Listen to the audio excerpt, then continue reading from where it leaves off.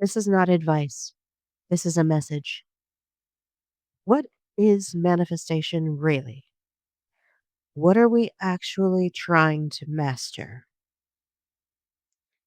Principle one: perception and interpretation. Every experience of reality starts with awareness. You're only aware of what your brain thinks matters based on identity and repetition. Identity is a system that predicts what you'll do, think, say, feel, what you'll become. Perception and interpretation determine the nature, the flavor of your experience, the tone, the texture. Saying that you want to manifest means you want to experience expansion of your story and more awareness about you and your life. You want more within your awareness because your brain's only going to let you see so much. It has to keep your story cohesive and make it make sense. Which leads into principle number two: a multi layered identity shift. Personality is a multi level predictive model that stabilizes your behavior and reduces uncertainty. When most suffering comes from uncertainty, that feeling of what's going to happen, terrible dread, paired with beliefs, emotions, thoughts, and habits, the identity decides which direction will go at any time. Within any framework that we're working with, our identity gives us direction. It gives us a field within which to work and understand what's going on. Because if we had too much, then nothing would make any sense. It would just be a bundle of information that we couldn't decipher. Now, the resistance happens when two parts of ourselves don't agree on the best course of action based on the internal system. So, practices like journaling and affirmations basically give a conscious direction to the personality. It says, be this, we are this, this is what I am. So, behave in this way, system, which is what your personality is. And it feels very personal to you because it is. You are the one observing it.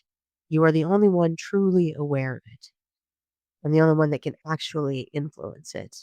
I mean, you can allow influence to come in, but you choose whether or not to believe, or at least your system does. Most of these aren't conscious choices. So that's why we have principle three: repetition and receiving reality. So the repetition, doing things over and over again, saying affirmations over and over again, is to reinforce new identities and perceptions. So affirmations are for changing beliefs by repeating thoughts often and long enough for it to shift identity. Basically, stating declarative statements. This is a fact. This is what is true for me now. Now, you can get a lot of resistance if there's some deeply held pattern or system, some core belief, or an origin program. And that discomfort forces you back to the old habits automatically. Remember, most of your system is automated. So when you are in the awareness of awareness, when you're in meta awareness and you're noticing that you're noticing, this is the time to set the program. And there are a few ways to get around the issue of conflict within the system. So, method one: aligned acceptance.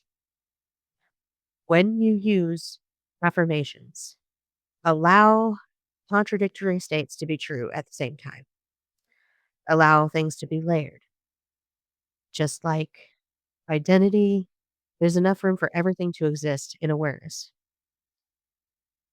And contradictions aren't opposites. They're overlapping beliefs, emotions, thoughts, all these overlapping parts. And sometimes they want different things. And sometimes they're having different experiences. And there are a lot of different parts of us. So whatever is dominant is what tends to come through the most. So if you can allow different states to be at the same time, here's an example. Here's just an example thought. Here's a thought stream for an example. I'm in a job I hate, but since all moments in time are one moment, I'm also in a job I love in a future moment I'm heading towards. I'm insecure and confident, patiently waiting impatiently. You see how this sort of kind of balances out the feelings by not allowing too much to be dominant? That way, when you're leaning towards something, you're not pushing against anything. You're just sort of leaning into it, which leads us into method two, thought streams, which you'll find on this channel if you check out the playlist. There will be more coming. And it's really thought streams are, those are just some examples. You can listen to songs, read prose, listen to prose. It's about the word patterns and the symbolism and the effect that they have on the tone of your experience so that you can get into that state of feeling what it is you want even before you have it. So that is really what you're asking for anyway. When you're saying, I want this on a physical level, what you're saying is, I want to experience this story and these feelings and these emotions and these thoughts that my system predicts I will feel, right? So you're actually fluidly moving from one identity to the other, but you may run into speed bumps if something new within your awareness contradicts the current story. And you just need to allow multiple levels and then, allow your thoughts to adjust to that reality that everything is there and it's okay for everything to be there. Nothing has to go away. You're letting in more, you're expanding.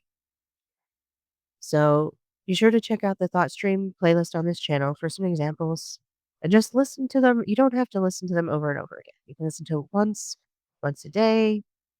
What it's going to do is get your own thoughts generating this sort of sensation. Right? It'll give it basically a groundwork, a kicking off point for your own thoughts, your natural thought rhythms to adjust to that sort of state. And then you start noticing more in your awareness about that state. So there's lots of different ways to do that. Now, method three, I think, is the most important, and that is managing and monitoring your thoughts and just noticing what's happening without trying to change anything. Just be kind of like curiously amused most of the time. That's how I feel about my thoughts most of the time. Kind of curiously amused, like, whoa, there's something there. You need to remember that you are not generating your thoughts. They are coming out of your system's experience. They're coming out from your unconscious. Most of your thoughts, I mean, some of them you are actually actively thinking, but most of the time they're just running like an automated program. That's how your brain works. All the systems just run on automation. And keep in mind that it's always a predictive system. It's always trying to determine what you will do next, what will happen next, so that you can be safe. So create that safety within yourself when you're monitoring your thoughts and have that self compassion and understand this is just a human experience. It's okay. It's totally okay to just be a human being having thoughts.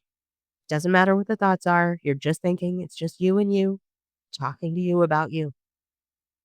It's okay for them to be there. Now, you don't want to go acting on every thought you have, which leads us into the perceptions and interpretations again, because your thoughts generate emotions, which generate more thoughts about those emotions.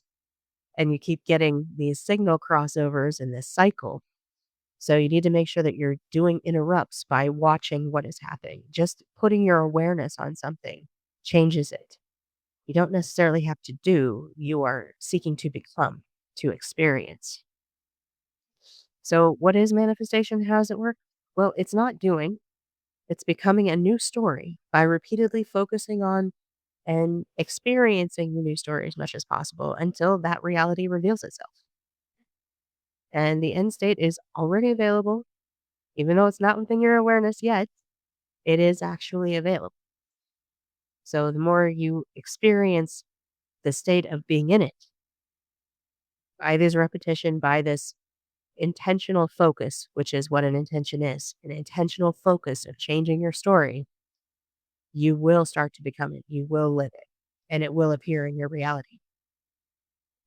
Thank you for listening. Please subscribe and sign up for the Method Muse newsletter in the description below.